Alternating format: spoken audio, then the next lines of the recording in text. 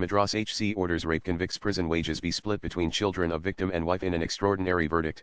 The Madurai bench of the Madras High Court recently upheld the rape conviction of a factory foreman and directed jail authorities to extract labor from him in prison, with his wages to be split between two children, one born out of the sexual assault and the other from his lawful marriage. The bench of Justice K.K. Ramakrishnan confirmed the conviction of the 40-year-old appellant. Paraman, under Section 376 of the Indian Penal Code. Court dismissed his plea that the sexual act was consensual, finding that the alleged consent was obtained through coercion, threat, and a false promise of marriage, rendering it invalid under law. The judgment emphasized the vulnerability of the victim, a woman from the same scheduled caste community, who worked under Paraman at Sardar Match Factory in Pulaparapati village, Virudhunagar district. The High Court found that Paraman used his position of authority to harass and ultimately sexually exploit her.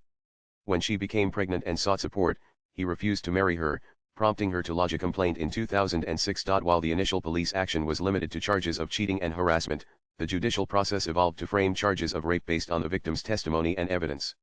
The trial court sentenced Paraman to 7 years of rigorous imprisonment and imposed a fine of 60,000 rupees in 2019.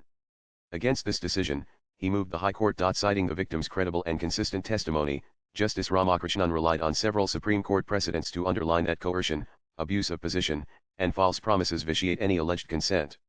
Only due to the economic duress and constant fear she has succumbed to the accused, and her consent is not a voluntary one, but has been obtained by coercion, the court observed. Further, noting the long-term impact of the crime on not just the victim but also the child born from it, the court ruled that both children, the one born from the rape and the one from Paraman's wife, must receive equal financial support. Extraordinary circumstances demand extraordinary remedy, the court noted, invoking landmark rulings from the apex court including Prithipal Singh v. State of Punjab 2012 to justify this deviation from the norm. The duty of this court does not end with the dismissal of the appeal by confirming the conviction and sentence imposed against the appellant. Mere conviction and sentence of imprisonment in the said circumstances cannot meet the ends of justice in the eyes of the children, the court stated. Swipe left for next video. Accordingly, with a heavy heart, the High Court directed the jail authorities to extract labor from the appellant, and his salary is to be dispersed equally to the child born through the victim and his lawful wife. The court also directed the jail authorities to submit a compliance report every 6 months. Latest blogs.